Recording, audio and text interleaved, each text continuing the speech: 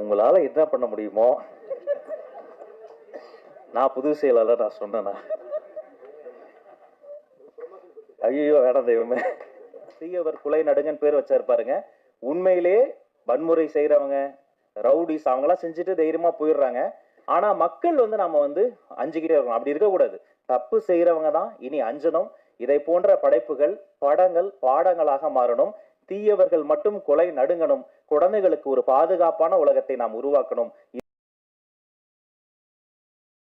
இவர் குரலும் தமிழும் புது பொறுப்பும் தாவகவின் அடையாளமாக மாறிவரும் ராஜ்மோகன் கட்சியின் பொதுச் செயலாளர் அவர்களை பேச அழைக்கிறோம். என்ன பொறுப்புன்னு சொல்லுங்க. கொள்கை பரப்பு செயலாளர் திரு ராஜ்மோகன் அவர்களை பேச அழைக்கிறோம். உங்களால என்ன பண்ண முடியுமோ நான் புது செயலாளர் நான் சொன்னேன்னா ஐயோ வேணாம் தெய்வமே.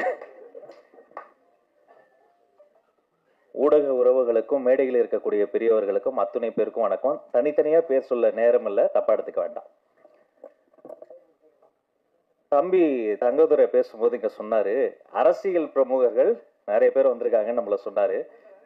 இல்ல நீ நிறைய பேசிட்ட பேச கொடுக்கணும். உண்மையிலேயே அரசியல் பிரமுகர்களா நாங்க இங்க வரல. இங்க தம்பிங்கெல்லாம் ஜெயிக்கணும்னு ஆசையோட ஒரு அண்ணன்களாக தான் இங்க வந்திருக்கிறோம். உங்களை அத்தனை பேரும் நீங்க ஜெயிக்கணும், அதை நாங்க பார்க்கணும். வருடந்தோறும் 52 வெள்ளிக்கிழமைகள் வருகின்றன.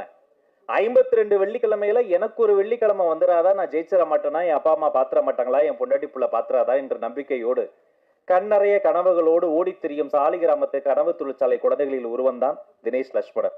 அவர் கதை சொல்ல சொல்ல அவ்வளோ ஆச்சரியமா இருக்கும்.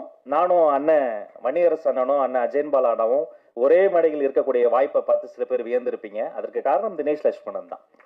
அதே மாதிரி இப்படி ஒரு அறிமுக இயக்குனருக்கு அவர் சுயம்பு, பெரிய இயக்குனர்கள்ட்ட எல்லாம் தம்பி வேலை பார்த்ததுல தன்னைத்தானே அப்படி செதுக்கி வந்தவன். அவர் சொன்ன கதையை நம்பி இத்தனை பெரிய ஒரு முடிவை எடுத்த தேசப்பற்ற மிக்க நடிகர் mister Arjun sir, thank you so much sir. காலையில தம்பி நான் விசாரிச்சேன், என்னடா எல்லாம் வந்துருவாங்களா அப்படின்னு கேட்டப்ப நான் கேட்ட ஒரு வார்த்தை, நீ புது படம் ஃபர்ஸ்ட் டைரக்டர் அர்ஜுன் சார் வருவாரான்னு கேட்டப்ப வந்தா சந்தோஷப்படுவேனே சார், கொஞ்சம் பிஸியா தான் இருக்காரு அப்படின்னாரு. உண்மையிலே எனக்கும் மகிழ்ச்சியாக இருந்தது. அவருக்காக வந்ததுக்கு ரொம்ப நன்றி சார். அவரை பத்தி நிறைய நீயே ஒரு கோனார் நோட்ஸ் போற அளவுக்கு பேசிட்ட. நடிகை ஐஸ்வர்யா ராஜேஷ் நடிகைக்குன்னு போட்டப்பட்ட எந்த வட்டத்துக்குள்ளும் அடங்காமல் சிறகடித்து பறக்கக்கூடிய ஒரு சுதந்திர பறவையா தான் அவங்கள பாக்குறேன். அவங்களுடைய உழைப்பு ரொம்ப பெருசு. அதுக்கு மேல சொன்னா கதையை ஏன் சொன்னீங்கன்னு அவர் கோச்சுக்குவாரு. நான் ரொம்ப வியந்தது இந்த படத்தில் குழந்தை நட்சத்திரமாக நடித்த பேபி அனிகா. அவங்களுக்கு ஒரு அரங்கம் நிறைந்த பாராட்ட தந்தாகணும். பிரவீனுடைய அம்மாவா நடிச்சவங்க எல்லாருமே நம்ம தம்பி ராகுல் பிராங்ஸ்டர் நல்லா தொழில் கத்துக்கிட்ட, வந்த உடனே ஒரு பெர்ஃபார்மன்ஸ் பண்ணி ரொம்ப ஒரு மகிழ்ச்சியான ஒரு குடும்ப நிகழ்வா தான் அதை நான் பாக்குறேன். ஏன் குடும்பம் நான் சொல்றேன்னா, எல்லா குடும்பத்துக்கும் ஒரே ஒரு சிந்தனை தான். என்னது, நம்மளை பத்தி எல்லாம் கவலைப்பட்டிருக்கோமா? இல்ல, நம்ம குழந்தைகளுக்கு எப்போதுமே இன்பம் நிலைக்கணும், துன்பம் நெருங்கக்கூடாதுன்னு நினைப்போம். இப்ப பெரியவங்களுக்கு ஒரு பிரச்சனை வைங்களேன், அதுல கூட யாருக்கு பெரிய பாதிப்புனா வீட்டுல இருக்க குழந்தைகளுக்கு தான். ஒரு குழந்தைக்கு பாதிப்பு வந்தாலும் யாருக்கு பாதிப்பு? அந்த குழந்தைக்கு தான். பெரியவங்களுக்கு வந்தாலும் குழந்தைக்கு, பேரண்ட்ஸ்க்கு வந்தாலும் குழந்தை, வீட்டுக்கு பாதிப்பு வந்தாலும் அந்த குழந்தைக்கு தான். அப்ப மகிழ்ச்சிகரமான ஒரு குழந்தைகள் வாழக்கூடிய ஒரு மகிழ்ச்சிகரமான அட்மாஸ்பியராக நம்முடைய வீடும் இந்த நாடும் இருக்கணும்ன்ற ஒரு கருப்பொருள் இருக்கு பாருங்க. அதுக்காகவே தினேஷ் லட்சுமணனுக்கு ஒரு அரங்கம் நிறைந்த கைத்தட்டல தரணும். அந்த சிந்தனை, அந்த கருப்பொருள். நான் படம் பார்க்க போனப்ப நானும் வன்னித்தோழரும் உட்காந்து பேசிக்கிட்டு இருந்தோம். பயங்கர அடிதடியா தான் போச்சு, திருவிழா போச்சு, என்னமோ பண்ண போறாரு, என்னென்னமோ வந்தது.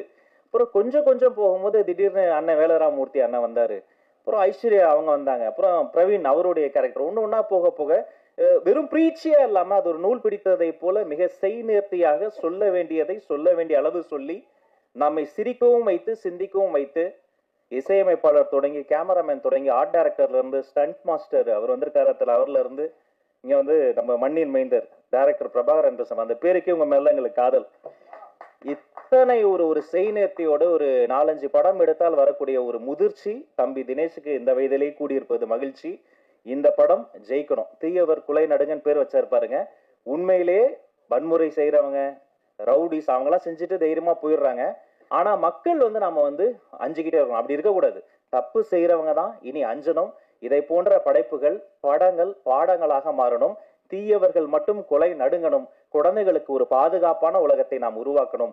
இந்த படம் வெற்றி பெறுவதற்கு தயாரிப்பாளர் தொடங்கி அத்தனை பேருக்கும் வாழ்த்துக்களையும் சொல்லி, டைரக்டர் இல்லாம கூட ஒரு சீன் ஒரு ஷாட் நம்ம எடுத்துடலாம். அசிஸ்டன்ட் டைரக்டர்ஸ் இல்லாம ஒரு ஷாட் கூட எடுக்க முடியாது. இந்த துணை இயக்குநர்கள், அசிஸ்டன்ட் கேமராமேன்ஸ் அத்தனை பேருக்கும் நன்றி சொல்லி பாராட்டு சொல்லி வாழ்த்தி விடைபெறுகிறேன். நன்றி, வணக்கம்.